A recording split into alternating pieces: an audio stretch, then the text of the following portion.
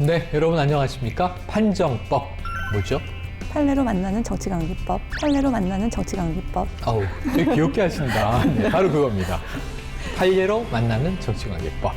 자, 지금 말씀해 주신 분은 바로 서울선관위의 행정과장을 맡고 계시며 우리 판정법에서 판정 여신을 맡고 계신 김정은 변호사님입니다. 안녕하세요. 안녕하세요. 네, 자, 또 판정 소녀가 있죠.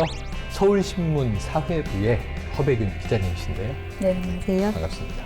판정법의 백미, 판정 요정, 바로 이 김영민 변호사, 검사 출신의 변호사님이십니다. 안녕하세요. 안녕하세요. 김영민입니다. 네, 자, 판정법 이제 익숙해지셨죠? 어느덧 12회입니다. 대한민국의 국민들은 누구나 선거권과 피선거권을 가지고 있습니다. 정치관계법을 알아야 무지로 인한 어떤 위법 행위를 스스로 방지할 수 있고, 이 투명하고 개방된 올바른 참여 민주주의가 뿌리를 내리게 될 수 있는데 크게 기여하는 방송이다 하는 12회에 접어들면서 그런 자부심을 좀 가지게 됩니다. 자, 그럼 오늘 판정법은 어떤 중요한 이슈를 다뤄보느냐면요, 바로 말씀드린 그겁니다. 선거권과 피선거권. 대한민국 국민이라면 아주 특수한 경우를 제외하고는 모두가 갖게 되는 권리인데요. 오늘 여기에 대해서 민주주의의 본질 속으로 한번 풍덩 뛰어들어가 보겠습니다. 자, 판정법, 판례로 만나는 정치관계법. 지금 시작합니다.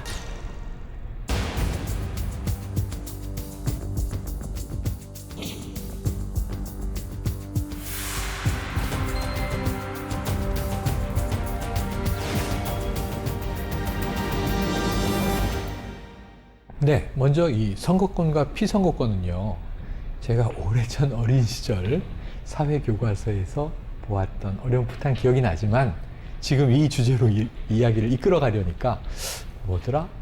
또 이제 정의를 한번 내리고 법적인 내용을 자세하게 우리가 검토해보고 다뤄보는 시간을 가져야겠죠.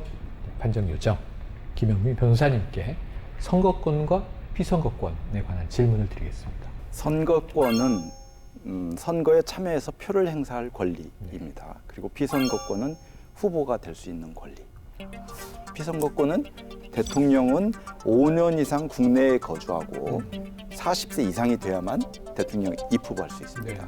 그다음에 뭐 국회의원은 25세 이상 국내에 없어도 됩니다. 해외에서 오셔도 돼요. 그러니까 이제 피선거권의 경우에 조금 나이 제한이 있는 경우들이 있는 거예요. 대통령의 경우에 40 이상.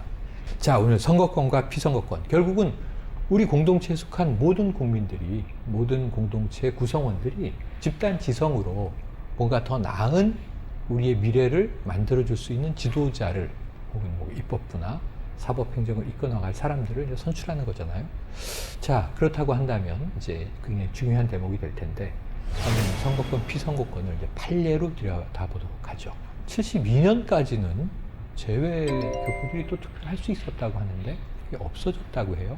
그러다가 40년이 흘러서 2009년에 이게 다시 부활이 됐는데, 이와 관련한 판례가 있다고 해서 그러면 선거권, 피선거권을 좀 우리가 더 깊이 이해할 수 있는 사례가 아닐까, 한번 저희 김 과장님, 여신님께 여쭤봅니다. 여기서 이제 헌법소원을 제기했던 그 교민은 일본에 계신 영주권자셨어요. 그러니까 이제 국외 거주하시는 국외 거주자 분인데, 이 헌법재판소 결정에서는 다툰 것이 선거권은 사실 대한민국 국민이면 누구나 선거권을 다 가지고 있습니다. 그런데 과연 그 선거권을 누가 행사할 수 있느냐, 행사에 관련된 문제거든요. 네. 그래서 이번 판례 같은 경우는 선거권을 그 국외 거주자들한테 부여해라 이런 결정이 아니라 그 가지고 있는 선거권을 행사할 수 있게 만들어라라고 하는 것이 네. 그 결과적으로 결론적인 내용입니다.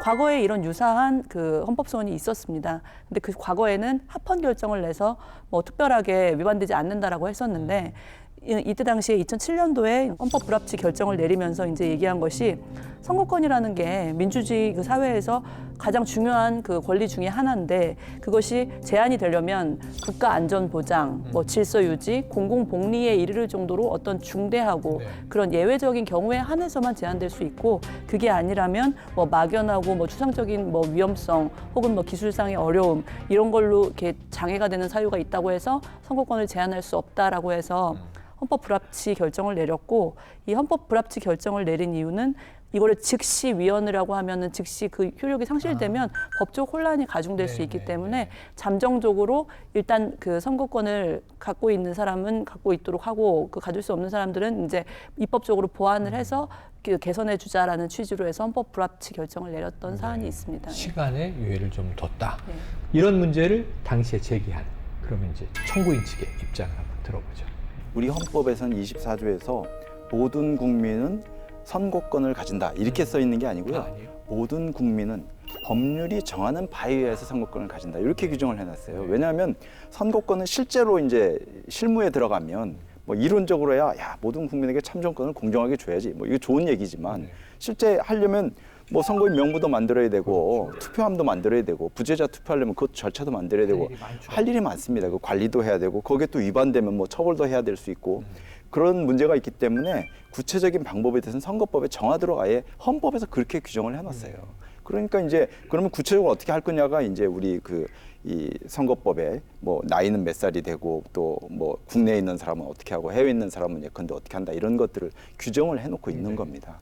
그런데 이제 요 당시에는 그게 안 돼 있는 상태였기 때문에 그 청구인이 주장하기로는 뭐 자기가 해외에 있다는 이유만으로 물론 해외에 있으면 여러 가지 문제가 있죠. 좀 기술적으로 어려움, 아까 말씀드렸던 그런 기술적인 어려움도 있을 수도 있고 신분 확인하는 문제도 있을 수 있고 선거의 공정성 문제도 있을 수 있고 조총련이나 뭐 북한 주민이 또 선거에 영향을 미칠 위험성도 있고 이런 현실적인 여러 가지 위험성들이나 뭐 곤란한 점들이 있어요. 그래서 그런 위험성들 정도는 지금 시대라면 충분히 다 극복할 수 있는 거다. 그런 걸 이유로 이 투표권을 제한해서는 안 된다. 그러니까 헌법이 위반된다. 이런 주장을 한 거죠. 그래요. 자, 그렇다면 반대 논리가 또 있을 텐데 피청구인 측 입장은 어떤 거였습니까? 이때 당시에 그 유관 기관들이 저희 실제로 선거 관리를 하는 우리 위원회가 있었고 그리고 재외 국민 재외 동포 정책을 담당하는 외교부가 있었습니다. 그래서 그 각각의 기관의 입장을 좀 말씀드려 보면 저희 위원회 같은 경우는 이 결정이 있기 전에도 그 재외 국민들이 지역 대표성을 띠지 않는 선거, 예를 들면 대통령 선거라든지 비례대표 국회의원 선거 같은 경우는 지역 기반하는 선거는 아니잖아요. 그래서 전국적으로 우리 국가를 위한 선거이기 때문에 거기에 대해서는 재외 국민도 투표할 수 있도록 하자라고 해서 2번에 걸쳐서 국회에 또 개정 의견을 제출한 적이 있습니다. 그랬는데 이게 막상 이렇게 헌법재판소 결정에 이 사건이 되다 보니 사실 준비하는데 시간이 필요하잖아요. 그래서 우리는 그렇게 궁극적으로는 그렇게 가야 되는 게 맞지만 실무적으로는 좀 시간이 필요하니까 청구인에서 얘기한 것처럼 뭐 우려, 뭐 북한 주민이나 조총련계의 그 거르는 그 작업이라든지, 그다음에 뭐 이중 국적자의 뭐 참여 문제라든지, 그리고 뭐 국외에서 선거를 했을 때 우리가 뭐 조사 단속을 어떻게 하느냐, 공정성 확보에 어려움이 있을 수 있다라는 그 단기적인 문제가 있을 수는 있다라는 우려는 표명을 했고요. 그리고 외교부에서는 얘기를 한 것이 재외 동포 정책을 담당하는 기관이잖아요. 그러다 보니까 이 외교부에서는 재외 동포가 그 거주국, 그 지금 살고 있는 그 나라에서 뭔가 이렇게 안정적으로 그 생활을 영위하고 그리고 자기가 그 구성원으로서의 어떤 뭐 존중을 받을 수 있는 환경을 갖기 위해서 이렇게 재외 동포 정책을 우리가 지원하고 있다. 그렇기 때문에 영주권자까지 선거권을 행사하게 되면 그쪽이 현지화를 정착을 하는데 목적이 있는데 반해서 오히려 선거권을 행사함으로 인해서 모국 지향성이 커진다. 외교부에서는 조금 신중한 검토가 필요하다라고 입장을 양 기관이 이렇게 피력을 했습니다. 이 참정권이 이렇게 이제 확대되고 나서 또 우리 여론은 어떻게 좀 움직였는지 여기에 대한 뭐 어떤 논란이나 어떤 또 토론들은 없었는지 궁금한데 어떤 이제 이야기들이 어떤 분위기로 흘렀습니까? 네, 우선 참정권을 요구했던 재외 국민들이 가장 환영하는 반응을 보였고요. 18대 국회에서 법이 통과되고 그다음에 제일 처음에 적용된 게 2012년서 이제 재외 국민 투표가 처음 실시가 됐습니다. 네, 당연히 후보들도 이제 해외 유권자들을 그 무시할 수 없고 이제 그 목소리에 귀를 기울일 수밖에 없게 됐고, 그다음에 이제 대선 후보 같은 경우는 해외 일정도 좀 이렇게 포함을 시켜가지고 간담회라든가 이런 일정도 해서 많은 지역에 그렇죠. 그래서 이제 목소리를 좀 듣고 관심을 가질 수밖에 없게 됐고요. 근데 다만 이제 국외에서 실시를 하다 보니까 선거 운동에 대한 어떤 공정성이 이제 좀 계속 대두가 되고 있습니다. 그래서 지금 보니까 국외에서 재외 국민을 대상으로 하는 선거 운동은 이제 원천적으로 금지가 돼 있다고 알려져 있는데 네. 이제 일부 제한대에서 이제 허용이 되는 것들도 있더라고요. 그래서 예를 들어서 뭐 문자를 보낸다거나 뭐 전자 우편을 보내거나 뭐 거기에 이제 음성이나 동영상도 다 가능하고요.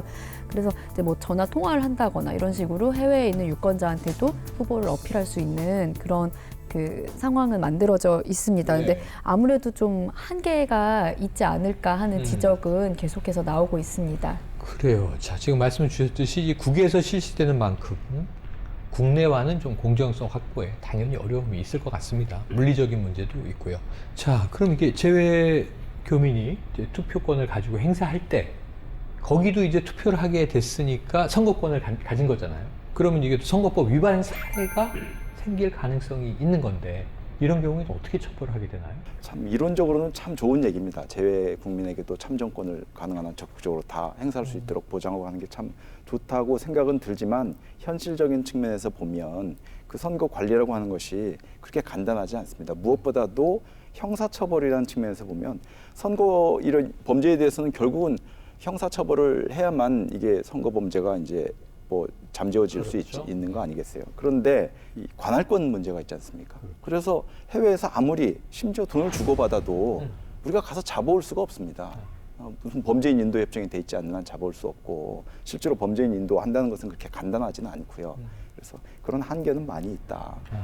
현실적으로. 네네. 그런 말씀. 지금 이제 이 원론적으로는 동일하신 거고요. 해외에서 발생하는 선거 사범의 경우에 물리적으로 처벌하기가 참으로 힘들다라고 하는 문제를 지금 지적을 해주셨어요. 그 대목은 앞으로 보완이 돼야 되겠죠. 자, 이 재외 교민들의 이제 선거권 부여 문제, 지금 뭐 이게 진행되고 있는 과정입니다만 좋은 일이죠.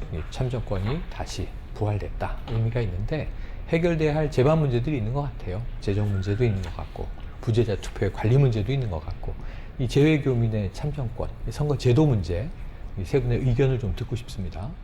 일단 재외선거제도 막연하게 우리가 재외 국민은 어떤 분들이 있지라고 생각을 하잖아요. 그러니까 좀 개념적으로 좀 설명을 드리면 네네.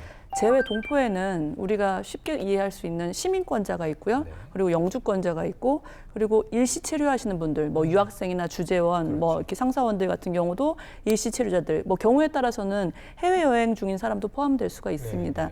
그런데 제가 이런 재외 선거가 이제 막 도입이 되면서 뭐 미국이나 캐나다 쪽으로 이 관련돼서 이제 교민들 의견을 청취하기 위해서 출장을 간 적이 있었는데 좀 재미난 것이 이제 교민들하고 간담회를 하거나 교민들의 의견 청취 시간을 갖다 보면 실제 그 교민 회장분들이 나오시잖아요. 근데 그런 교민 회장분들은 알고 보면 시민권자분들이 많으세요. 그러니까 그러면 시민권자는 투표할 수 있느냐? 생각해보면 좀 아이러니하지만 시민권자는 대한민국 국민이 아닌 분이잖아요. 그렇죠. 그러니까 일체의 선거권을 행사할 수가 없습니다. 예, 그러니까 어떻게 보면 교민 회장님이신데도 불구하고 선거권은 없다라는 약간 아이러니한 상황이 그러네요. 있을 수 있고요. 근데 그거는 그럴 수밖에 없는 게 우리나라 국민이 아닌 그 해당 나라의 그 시민권을 채택했기 때문에 본인이 선택했기 때문에 오래 뿌리 내리고 사신 그렇죠. 분이잖아요. 예. 그래서 그렇고 그러면 영주권자는 어떻냐? 영주권자는 대한민국 국민이죠. 대한민국 국민이긴 하지만 그 국가에 정착한 사람으로서 만약에 그 지역 대표성만 무관하다면 뭐 우리나라 국민이기 때문에 대통령 선거와 비례대표 국회의원 선거는 참여할 수가 있습니다. 자, 지금 이제 선거 제도에 대해서 해당자들의 유형도 분류해 보니까 여러 유형이 있어요. 그걸 좀 깔끔하게 정리를 해주셨고, 그럼 허 기자님은 지금 재외 교민들 선거 제도에 대해서 뭘 좀 강조하고 싶으세요? 네. 저는 실제로 저희 가족들이 재외 국민인데요. 아, 그래요? 네. 그래서 지금 이제 미국에 있는데 미국이나 뭐 일본, 중국 같이 이제 큰 나라들, 그다음 도시가 이제 잘 발달되어 있는 나라는 사실은 이제 뭐 뉴욕이면 뉴욕 영사관 가서 투표하고 뭐 워싱턴이면 워싱턴에서 하고 이렇기 때문에 큰 어려움은 없어 보입니다. 이제 다만 이제 그렇지 않은 이제 작은 국가들이나 이러면 실제로 정말 투표를 하기 위해서 뭐 몇 시간 차를 타고 간다거나 뭐 기차를 타고 간다거나 그런 일들이 있고 그다음에 이게 이제 선거인으로 또 등록을 해야 되더라고요. 그러니까 선거인으로 신청을 한 다음에 등록하고 그다음에 또 실제 투표권을 행사하기까지 이제 여러 절차가 있고 근데 사실 재외 국민들은 조금 아직까지는 투표라는 게 좀 어려워 보이긴 하거든요. 근데 이게 또 제가 놀란 게 투표율이 점점 높아지고 있습니다. 그러니까 2012년부터 시작이 됐는데 그 2017년의 대선에서 역대 최고 기록이 나와서 무려 75.3%의 투표율을 기록을 했습니다. 네. 물론 이분들이 이제 전체 재외국민이 아니고 재외국민 가운데 이제 선거인으로 등록해서 그렇죠. 예, 많은 관심과 이제 참정권에 대한 그 요구는 계속 발달하고 있는데 아까도 제가 잠시 언급을 했듯이 과연 그러면 이게 이제 선거법이라든가 선거 운동 공정하다고 좀 볼 수 있는 건지 뭐 여러 가지 또 이제 논란도 나오기도 하고 또 우려도 많은 게 사실입니다. 그래서 또 이제 유권자들 해외 재외국민 유권자들 입장에서는 너무 불편한 것들도 있고 국가적으로도 비용도 많이 들고 그래서 이런 거를 조금 다 이렇게 좀 보완하면서 절충안을 좀 만들어야 된다는 그런 목소리는 선거 때마다 지금 나오고 있습니다. 그래요. 허백윤 기자님의 이야기였습니다. 지금 뭐 재외국민 참정권 문제를 다뤄봤습니다만 이 헌법재판소에 관련된 참정권에 대한 좀 결정들을 포괄적으로 봐야 될 것 같아요. 김정우 과장님이 한번 정리해 주시죠. 이 사안이 99년도에도 헌법소원이 있었습니다. 네. 그런데 당시에는 재외국민의 선거권이 제한되는 것이 헌법에 위반되지 않는다라고 해서 합헌 결정을 내렸었는데 이제 8년이 지난 이후에 지금 2007년 결정에서는 보면은 그 본인들이 판단했던 합헌 이유를 본인들 스스로가 어떤 이유를 나열을 하면서 위헌이다라고 이제 얘기를 합니다. 첫 번째로 이제 주장했던 것이 북한 주민이나 그 조총련계 그 동포들이 참여를 하는 그 제1동포들의 참여 문제가 있습니다. 처음에 주장했던 것이 그게 너무 위험하지 않느냐 이런 문제가 있지 않냐 했더니 헌재에서는 8년 후에 말하기를 그거는 막연하고 추상적인 위험에 불과하다. 왜냐하면 그 신분 확인을 할 수 있는 절차가 있어서 재외국민 등록 제도를 통해서 확인할 수 있고 그리고 우리나라 사람들은 여권을 소지하고 있기 때문에 충분히 구별이 가능하다라고 해서 그 부분을 이제 입장을 바꿨고요. 그 선거 공정성 확보, 아까 얘기했던 뭐 위반 사범을 대해서 어떻게 처리할 것이냐 그런 부분에 대해서도 예를 들면 그 제일 중요하게 그 주장했던 게 뭐 대리 투표나 투표지 분실 이런 우려가 있지 않느냐라고 하지만 뭐 대리 투표 같은 경우는 신분 확인 방법을 통해서 충분히 보완할 수 있고 그리고 뭐 금품 매수나 이런 부분들도 사전적으로 조사 단속을 하는 과정도 있지만 사후적으로도 법원의 재판을 통해서 또 단속할 수 있다.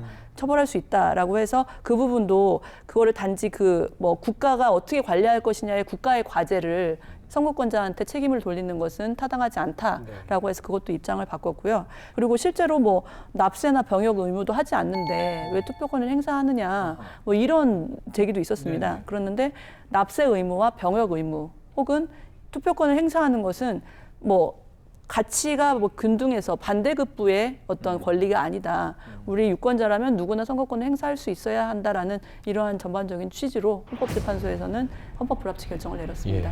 그러니까 뭐 세금을 꼭 내야 투표권을 반대급부로 주는 그런 논리는 아니다라는 말씀이시고. 자, 이 관련된 사례로 넘어가 보려고 해요. 관련됐는데 이런 얘기가 있을 수 있어요. 이제 재외 교민들에게도 우리가 투표권을 부여하는 시대가 된 건 명확해 보입니다.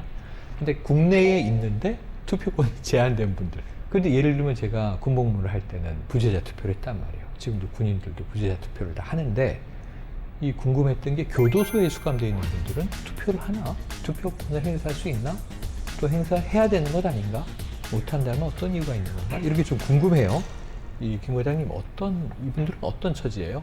과거에는 교도소에서 복역 중인 사람들은 다 선거권이 제한됐었습니다. 뿐만 아니라 집행유예를 받은 사람들도 선거권을 행사할 수 없도록 규정이 되어 있었습니다. 그런데 지금 이제 설명드릴 헌법재판소에서 결정을 내리기를 뭐 수용자는 뭐 어쨌든 그 선거권이 제한되는 부분 그 부분에 대해서도 물론 판단을 해야 되겠지만 집행유예자 같은 경우는 사실상 보면 일반인들하고 그냥 자유롭게 함께 생활을 하거든요.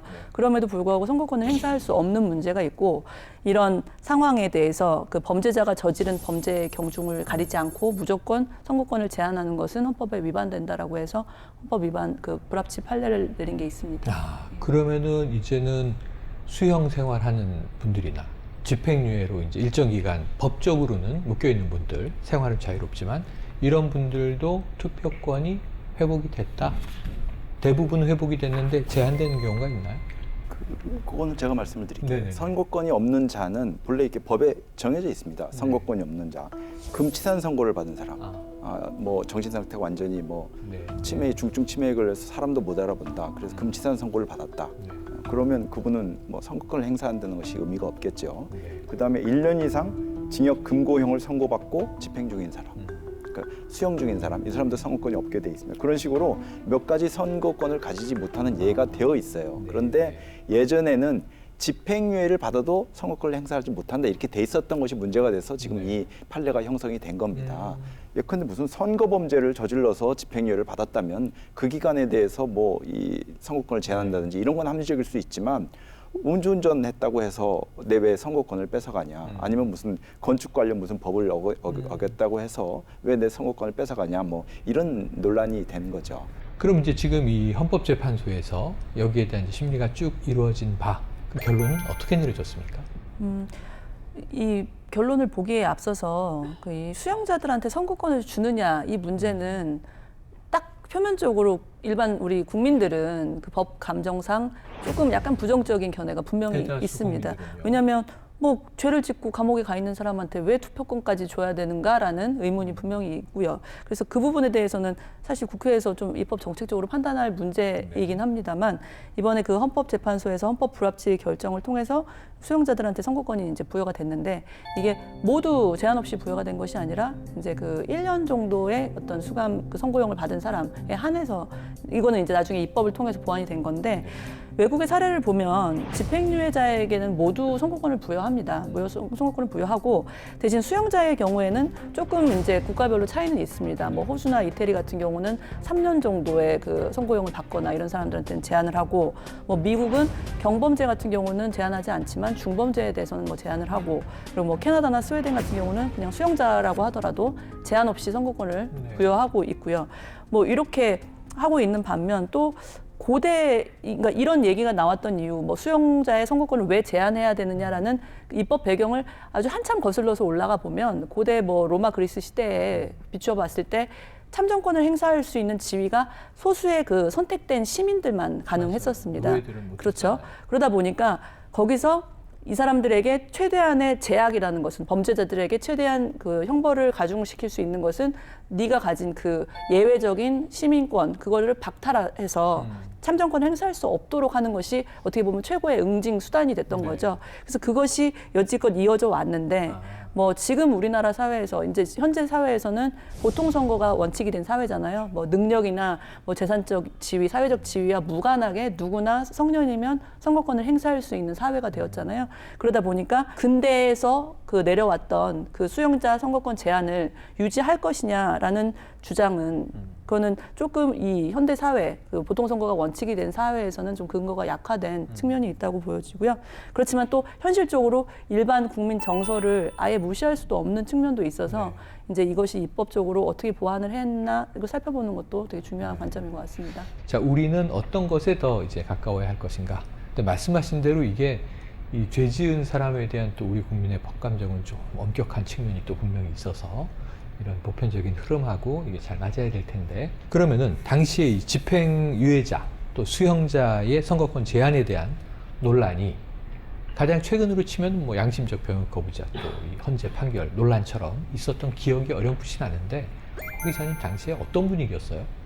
네, 일단은 이게 2014년 1월 28일에 이제 헌법재판소가 결정이 됐고요. 당시에 이제 뭐 전쟁 없는 세상이라든가 뭐 천주교 인권위원회 같은 뭐 시민단체나 종교단체에서 이제 문제 제기를 적극적으로 했었습니다. 그래서 결과적으로는 이제 2014년에 그 6.4 지방선거에서부터 이제 집행유예자들이 먼저 이제 처음으로 투표권을 다시 얻게 돼서 했고요. 이 규모가 당시 대검찰청 집계를 보니까 만 19세 이상 집행유예 기간 끝나지 않은 국민이 11만 명이 넘었다고 합니다. 적지 않네요. 예, 그래서 11만 명이 다시 이제 투표권을 얻었고 그 다음에는 이제 1년 미만의 수용자 같은 경우는 이후에 이제 법 개정이 돼서 2016년 총선부터 이제 투표를 행사를 했습니다.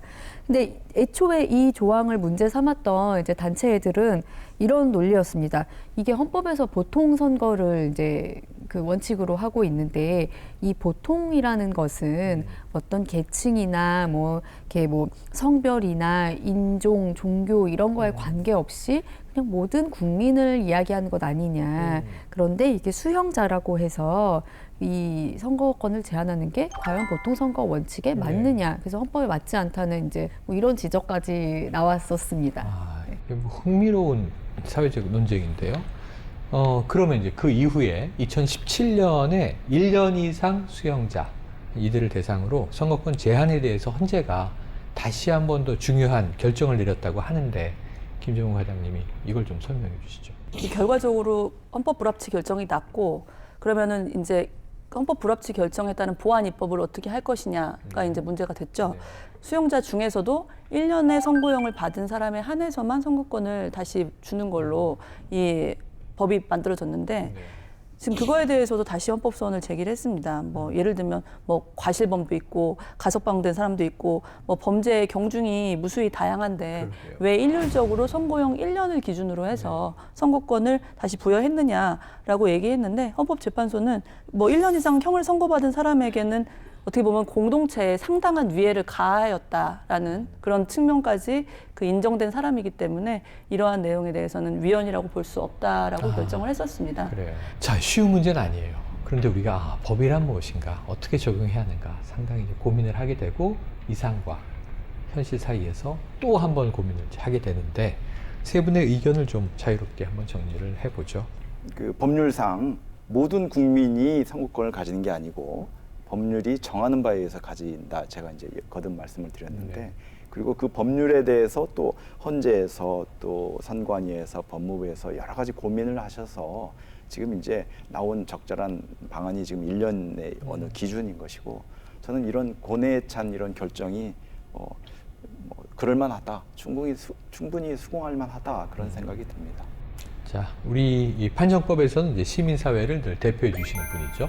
판정소녀 허 기자님 어떻게 생각하십니까? 그 헌재 결정문 중에 한 문장이 저는 굉장히 와닿으면서 되게 의미 있는 문장이다 생각한 게 이 선거권이라는 게 사실 저희 같은 일반 유권자들은 너무도 당연하게 주어지는 것이었지 않습니까? 그래서 때로는 뭐 바쁘면 투표를 안 하기도 하고 뭐 이 선거권의 의미를 좀 크게 생각하지 못하는 경우가 많았던 것 같습니다. 근데 이번 사례를 이렇게 공부를 하다 보니까 누군가는 선거권을 갖기 위해서 뭐 헌법소원도 내고 굉장히 치열하게 다투기도 하고 또 그렇게 다투었음에도 불구하고 아직까지 얻지 못한 사람들도 있고 근데 이제 법원에서는 이제 헌법재판소에서는 결과적으로 어떤 개인의 기본 권한보다는 어떤 국가의 법치주의라든가 그 일반 시민들에게 갖는 어떤 그 법치주의에 대한 인식이 더 중요하다. 뭐 이런 문장이 좀 어려우면서도 되게 의미 있는 해석이다 이런 생각을 했었고요.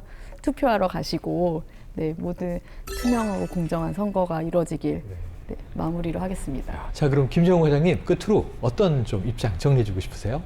저는 제가 하고 싶은 말을 우리 기자님이 다 하셨는데 전 덧붙여서 그냥 관념적으로 선거권이라는 것이 어떻게 보면 우리에게 공기 같은 것이 아니었나라고 생각을 합니다. 공기가 사실 없으면 저희가 느끼잖아요, 소중한 것을. 그러니까 막상 수용자나 집행유예자는 자기네들이 박탈당해 보니까 이게 꼭 행사해야 되는 권리라는 걸 느껴서 헌법소원까지 하잖아요. 그래서 지금 우리 유권자들 뭐 말씀하신 것처럼 귀찮다는 핑계로 안 가는 경우도 있고 한데 뭐 옛날 말에 구슬이 서말이라도 꿰어야 보배라는 말이 있지 않습니까? 그러니까 우리 국민들도 선거권이 그냥 단순히 소중하다, 소중하니까 고이 간직해야지 이게 아니라 실제로 선거권을 행사하면서 적극적으로 행사해서 보배로 만드는 노력이 중요하지 않는가 싶습니다. 네. 자, 혹시 오늘 참 선거권과 피선거권 이건 생각할 게 이야기를 나누면 나눌수록 많아질 것 같아요. 그래서 이제 정리해야 될 시간이 왔습니다만 끝으로 꼭 한마디를 더 붙여야겠다. 뭐 이런 얘기가 있으세요? 선관위의 지휘 방침을 준수하겠습니다. 네. 아니 근데 저는 얘기를 듣다 보니까 이 프로그램에서 더 그렇기도 하지만 선관위가 보통의 조직이 아니군요. 왜냐하면 아주 세세하게 관여해야 되는 게 너무 많은 게 아까 재외교민의 투표권 문제, 선관위, 외교부가 같이 또 움직여줘야 되고, 그럼 또 이 수용자와 집행유예자들 어떻게 될 거냐? 선관위와 또 법무부가 같이 움직여줘야 되고.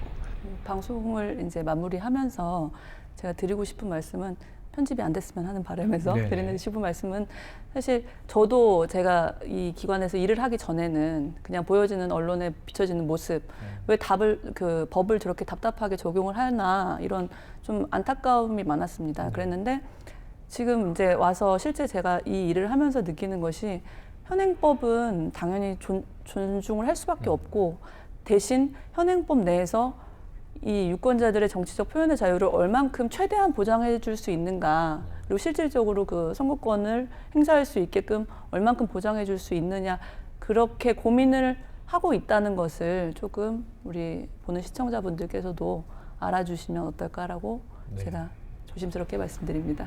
자, 이 판정법, 판례로 만나는 정치관계법 아마 12회를 쭉 다 보셨다면 웬만한 유권자로서의 법적 소양과 자격 또는 선거에 한번 출마해도 내가 위법하지 않고 정말 민주주의의 흐름을 따라서 한번 이제 내가 시민을 위한 정치에 나서보겠다 하는 또 포부를 펴시기에 문제 없는 정도의 지식을 담아내려고 노력을 했다는 거 이제 다시 한번 말씀을 드리고요.